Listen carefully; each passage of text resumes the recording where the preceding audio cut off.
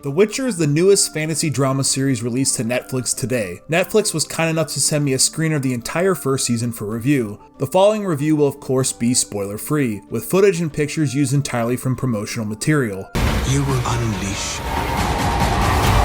true calamity upon us all. I'll take that chance.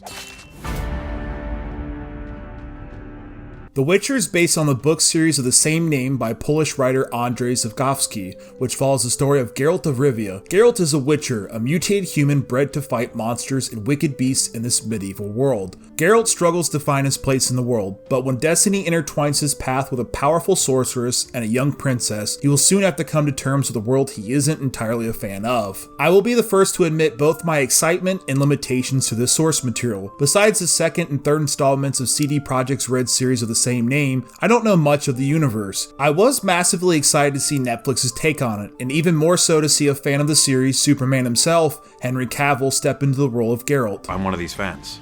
I am one of them, 100%. Rabidly enthusiastic about doing the right thing for this show. Big fan of the games, and a huge fan of the books as well. And so for me, I'm in the same boat as them. Without a doubt, the most recognizable name of the cast will be Henry Cavill, who took on some internet concerns after being picked to be the White Wolf himself. Let me come right out of the gate and say any concern should stop here. Henry is absolutely wonderful as Geralt. Why not kill them?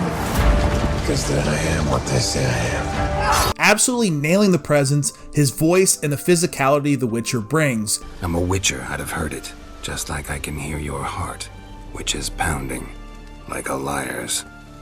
Best hope you're a better writer than you are a liar. Every time he steps on screen, your eyes are immediately drawn to him. The remaining cast is relatively unknown, including Princess Ciri, played by Freya Allan, and Yennefer, played by Anya Shalatra. Both do pretty well with the material at hand. I'll be the first to admit my skepticism, in particular with the casting of Yennefer. It's entirely fair to say that Miss Shalatra didn't look the part of Yennefer of Vengenberg. However, she does ooze the charm and confidence of Yennefer well. Joey Beatty was also pretty great as Geralt's companion and friend, Dandelion. The two had plenty of chemistry and added some comedic relief to the dramatic tone throughout. Immediate comparisons of Game of Thrones are bound to happen. Multiple characters spanning an entire continent, factions, monsters, you name it, this series has it. Despite these comparisons, I believe The Witcher does enough to solidify itself apart. For those who are a fan of the books or even the video games will come to love the attention to detail to the universe. World building and lore are plentiful, with plenty of characters, ideologies, and beautiful vistas to experience. The world of The Witcher is entirely complicated.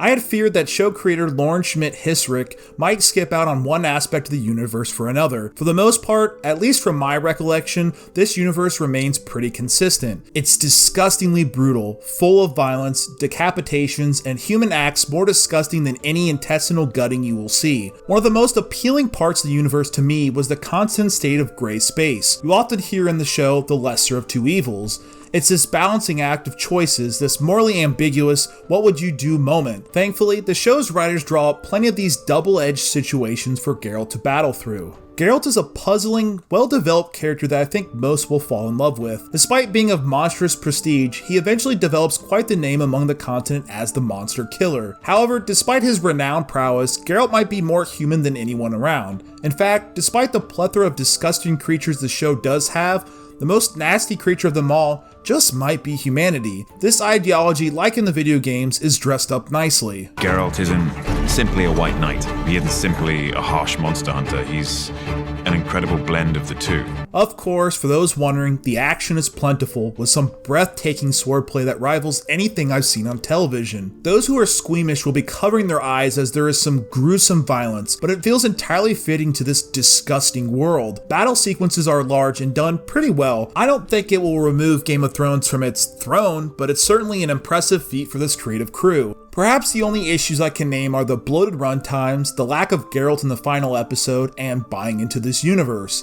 Episodes will easily clock over an hour, and as with almost every Netflix show, could use a leaner cut. This is a minor nitpick, as is Geralt almost being a backdrop piece for the finale, which in a way is fitting to the universe. Geralt, despite being this master monster hunter, isn't Neo, but merely a pawn in this evil fairy tale. The show's heavy reliance on lore and lack of explanation leaves a fair amount of interpretation information to viewers. Some may really enjoy this, and others might be entirely lost. Those seeking an action fantasy world full of lore, characters, and locations will fall in love with The Witcher. Its narrative structure, particularly near the middle of the episode count, can be a bit puzzling. However, it's well made with fantastic locations, sets, costumes, and a hell of a performance from Henry Cavill. Thankfully, a second season was greenlit, so we will see more of the White Wolf soon.